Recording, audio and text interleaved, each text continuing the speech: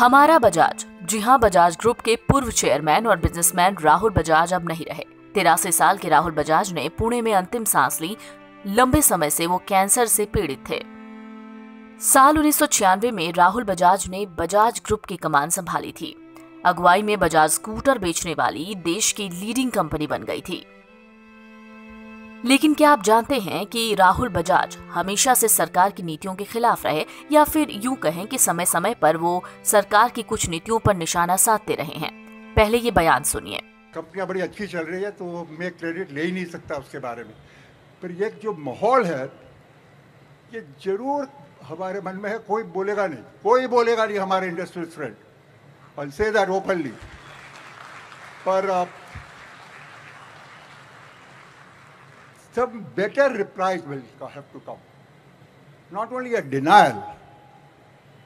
आज बोलने के लिए नहीं बोल रहा हूं मैं, एक environment create करना पड़ेगा। Clean environment is very important। Delhi is getting a little better, fine, but एक environment create करना पड़ेगा जिसमें, ठीक है, UPA 2 में तो हम किसी को भी गाली दे सकते थे, दैट इज अलग बात। आप अच्छा काम कर रहे हैं उसके बाद भी हम आपको क्रिटिसाइज ओपनली करें, कॉन्फिडेंस नहीं है कि you will appreciate that. I may be wrong, fine, but वो हम सबको लगता है कि I can't speak for everybody, but ये चीज़ है जो मेरे को बोलनी नहीं चाहिए, पर हमें भी एटमॉस्फेयर को सुधारने का प्रयास करना पड़ेगा। परंतु मैं इतना जरूर कहना चाहता हूं कि किसी को डरने की कोई जरूरत नहीं है। सब लोग बोलते भी हैं, एफिडेविट पर भी बोलते हैं और पार्लियामेंट में भी बोलते हैं। किसी को डरने की कोई जरूरत नहीं। ऑटो सेक्टर की टॉप कंपनियों में शुमार बजाज ऑटो के चेयरमैन राहुल बजाज ने केंद्र की मोदी सरकार पर उनकी आर्थिक नीतियों पर निशाना साधा था। उन्होंने ऑटो इंडस्ट्री के बिगड़ते हालात पर भी चिंता जताई थी और कहा था कि ऑटो सेक्टर बेहद मुश्किल हालात से गुजर रहा है। क्या विकास स्वर्ग से गिरेगा?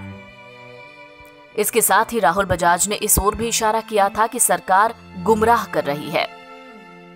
दरअसल दिग्गज कारोबारी राहुल बजाज को लगता था कि देश में लोगों के बीच डर का माहौल है और ऐसे में लोग सरकार की आलोचना करने से हमेशा से डरते हैं।